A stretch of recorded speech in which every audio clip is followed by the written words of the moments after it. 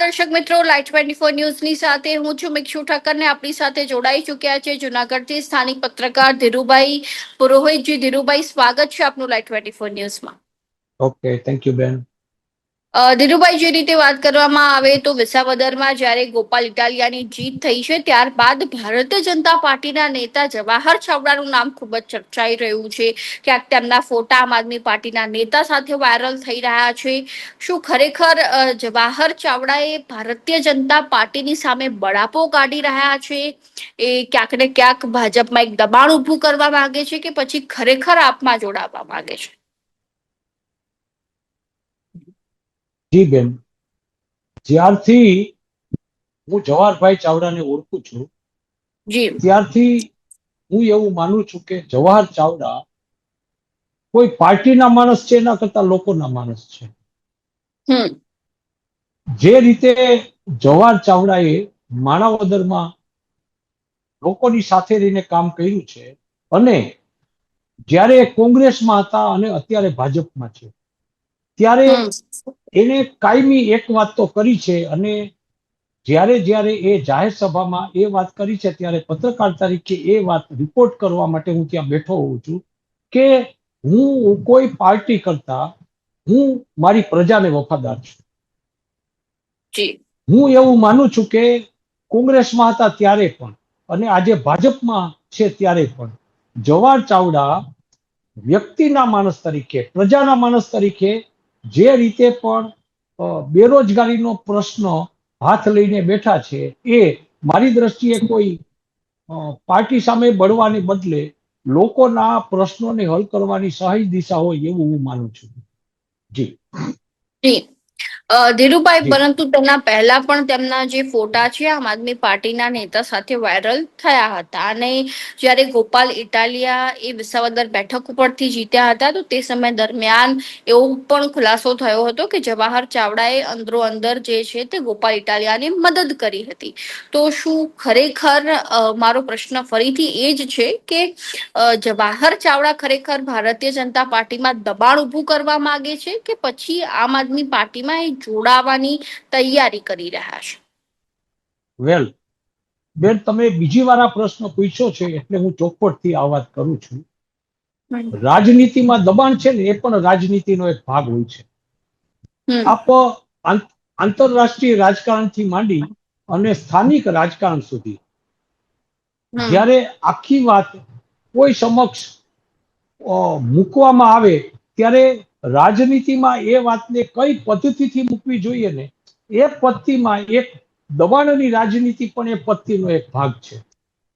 હમ કોઈ પણ રાજનેતાનું એ પાર્ટીમાં કેટલું મહત્વ છે એ વાત એ પાર્ટીની નીતિ ઉપર આધારિત હોય છે.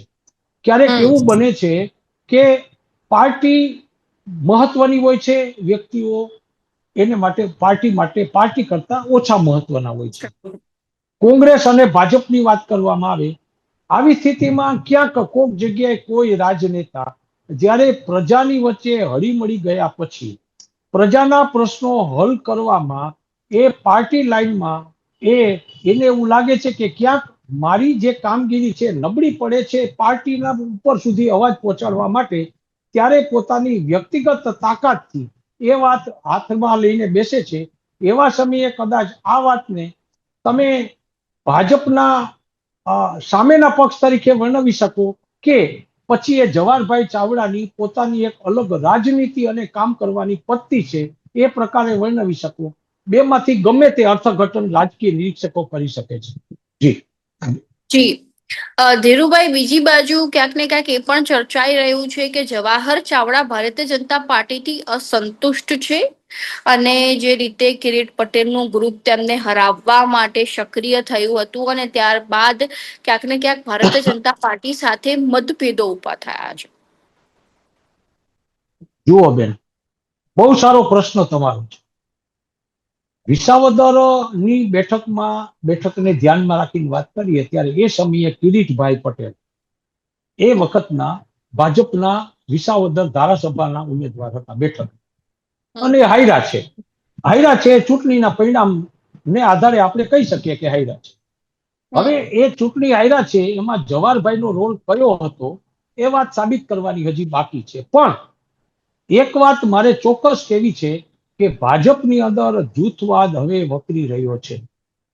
હાઈકમાન્ડ ગુજરાતમાં આ જૂથવાદ માટે ક્યાંક કોક જગ્યાએ ગંભીરતાથી નોંધ લઈને અને જૂના કાર્યકરો, જૂના રાજનેતાઓ, એ લોકોની લાગણી ઉપર સુધી ક્યાંક પહોંચતી નથી. એને કારણે ભાજપના સૌરાષ્ટ્ર વિસ્તારમાં અને ઘણીવાર તો આખા ગુજરાતમાં ક્યાંક ને ક્યાંક શક્તિશાળી નેતાઓ પણ નારાજગી ઠાલવતા થયા છે.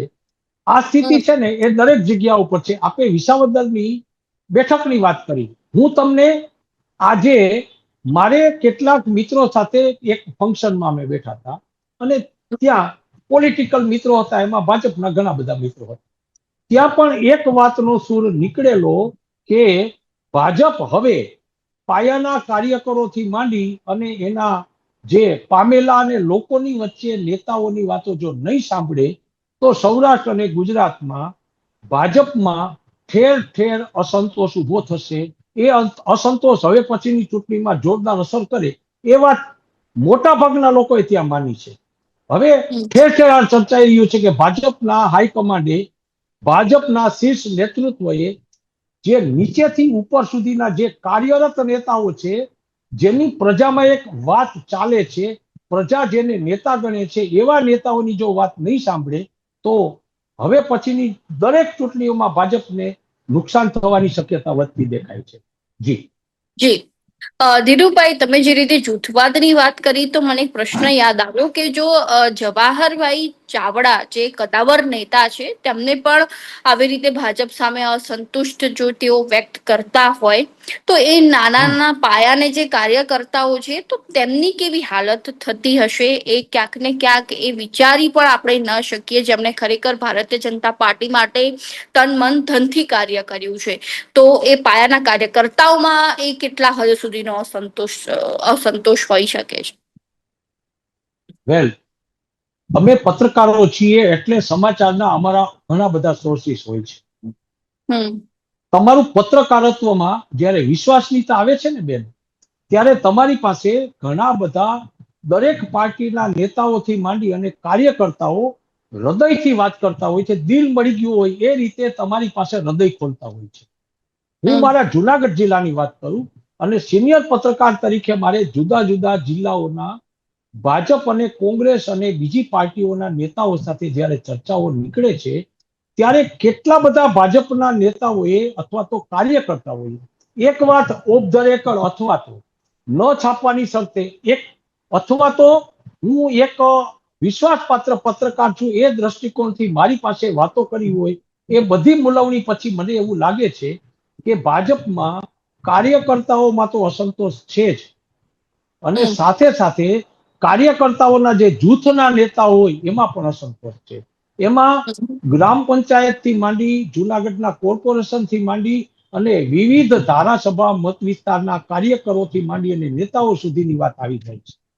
અને આ વાત ફક્ત કાર્યકરો પૂરતી સીમિત નથી. જવાહરભાઈ તો સ્પષ્ટ વક્તા છે અને લોકોની વચ્ચે બેઠેલા નેતા છે, એટલે ભાજપનું કમળ ઉખેડીને ભાજપના નેતૃત્વને સંદેશો આપી શક્યા. બાકી ઘણા બધા લોકો એવા છે કે જે લોકો એમ કે છે કે આ જ રીતે હાઈકમાન્ડ જો કાર્યકરોને પૂછ્યા વગર ઉપરથી શિસ્તના નામે નેતાઓને લાદી દેશે, કાર્યકરોની સેન્સ લીધા વગર મોટા મોટા પદો ઉપર શિસ્તના નામે ઉપરથી એ પદો ઉપર એની ઈચ્છા મુજબ જો નેતાઓની વરણી કરતા રહેશે તો હવે પછી ગુજરાતમાં ગ્રામ પંચાયતથી માંડીને છેક રાજ્ય સુધી ખૂબ મુશ્કેલીના સંકેતો મળી રહ્યા છે. જી જી ધીરુભાઈ, બીજો પ્રશ્ન એ પણ છે કે જ્યારે આ કાર્યકર્તાઓ અને ભારતીય જનતા પાર્ટીના નેતાઓમાં અસંતોષનું મુખ્ય કારણ શું છે? વેલ, બહુ સારો પ્રશ્ન છે. હું તમને ફરીવાર એ કહું છું કે મિત્રો વચ્ચે મારે બેસવાનું થાય છે. ક્યાંક કોઈ પાર્ટીઝમાં, ક્યાંક કોક પાર્ટી ઉપરાંત ક્યાંક મેળાવડાઓની વચ્ચે જ્યારે બેઠા હોય ત્યારે રાજકીય ચર્ચાઓ નીકળે જુદા જુદા આગેવાનોની વચ્ચે. એવા સમયે પણ અમારા જેવા સિનિયર પત્રકારો જે લગભગ દરેક નેતાઓ માટે પરિવારના સભ્ય જેવા થઈ ગયા હોય એવા લોકોની વચ્ચે ક્યાંક બેઠા હોઈએ ત્યારે આ વાત નીકળે છે. તમારા પ્રશ્નના મૂળમાં જઈને હું એમ કહું કે ભાજપે જે રીતે કોંગ્રેસને નાબૂદ કરવાનું જે પ્રતિજ્ઞા કે કોંગ્રેસને દેશમાંથી જાકારો આપવો એવી એક ધ્યેય લઈને ચાલતા ચાલતા ચાલતા કોંગ્રેસ મુક્ત ગુજરાત કરવાને બદલે કોંગ્રેસ મુક્ત ભારત કરવાને બદલે કોંગ્રેસ યુક્ત ભાજપ થઈ ગયું છે. કોંગ્રેસના ઘણા બધા નેતાઓ ભાજપમાં આવી ગયા છે, ભલે શક્તિશાળી નેતાઓ હશે. મારે તો નામ સાથે કહેવું પડે કે કદાચ તમે એમ કહેશો કે કોંગ્રેસમાં તો જવાહરભાઈ ચાવડા હતા, રાદડિયાજી કોંગ્રેસમાંથી ભાજપમાં આવ્યા છે, પણ આ કોંગ્રેસ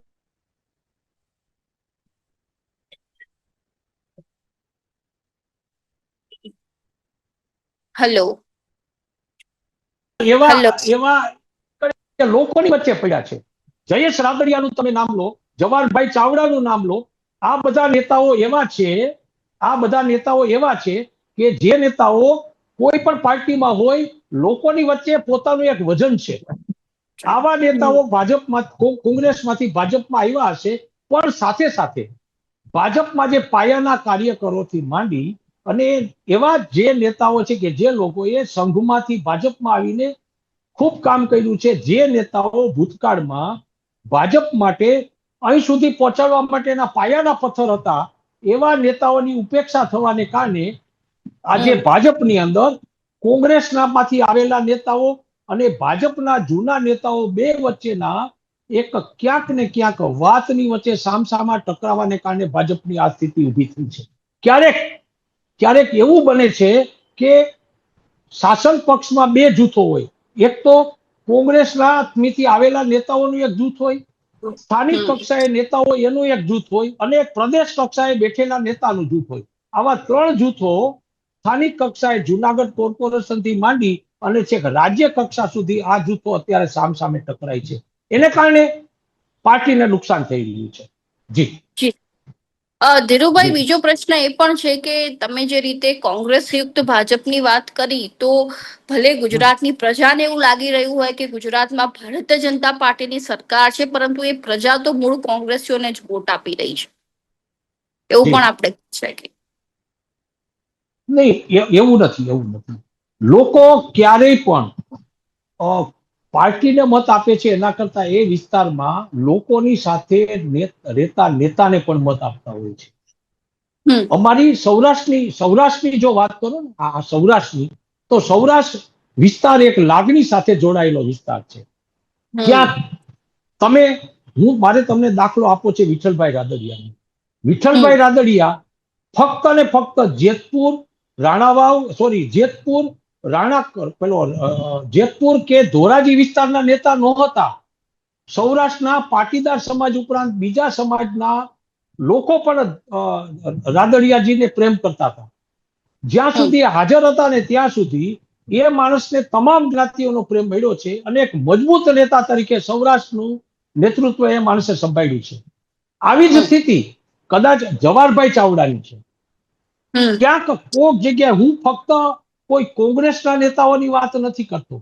ભાજપમાં અત્યારે પાશ્ચાત્ય ભૂમિકામાં ધકાયેલા કેટલાક નેતાઓ પણ એવા છે કે જે નેતાઓ, મેં તમને જે કોંગ્રેસના નેતાઓની વાત કરીને એવી કક્ષાએ લોકોમાં લોકપ્રિય છે, પણ જ્યારે આ નેતાની લોકપ્રિયતાને તમે સ્વીકારવાને બદલે એ નેતાને જો તમે કદ પ્રમાણે વેતરી અને યુવા નેતૃત્વને નામે જો કોઈ પણ વાતને, નવી વાત છે, પાર્ટી મહાન છે એ વાત સાચી છે, કોઈ પણ સંસ્થા મહાન હોવી જોઈએ, પણ પાર્ટીની સાથે સાથે એ પાર્ટીને સાથે લઈને ચાલનારા નેતૃત્વને અથવા તો નેતાઓને જો તમે સાથે રાખીને ચાલો ને, તો પાર્ટી છે ને વધારે સારી રીતે લોકોમાં લોકપ્રિય થાય છે. અત્યારે મારે ભાજપ માટે વાત કરવી છે, જો કે કોંગ્રેસની પણ એ સ્થિતિ છે. લોકોની વચ્ચે જઈને 5,000ની મેદનીમાં એમ કહીને બોલે કે હું કહે પ્રમાણે તમારે કરવાનું છે, તો સૌરાષ્ટ્રમાં કોઈ ભાજપમાં કે કોંગ્રેસમાં એવા કોઈ નેતા નથી કે એમ કે તમે આજે ઘરની બહાર પુરાઈ જાઓ તો પુરાઈ જાય, ઘરની બહાર નીકળી જાઓ તો નીકળી જાય. આજે આંદોલન છે તો આંદોલનમાં તમારે ઉમટી પડવું પડશે. વિશાળ સંખ્યામાં કોઈ નેતાને કારણે લોકો ઉમટી પડે એવા સૌરાષ્ટ્રમાં કોઈ રાજકીય નેતાઓની સંખ્યા હવે ઘટી રહી છે અને એ અત્યારની રાજનીતિને કારણે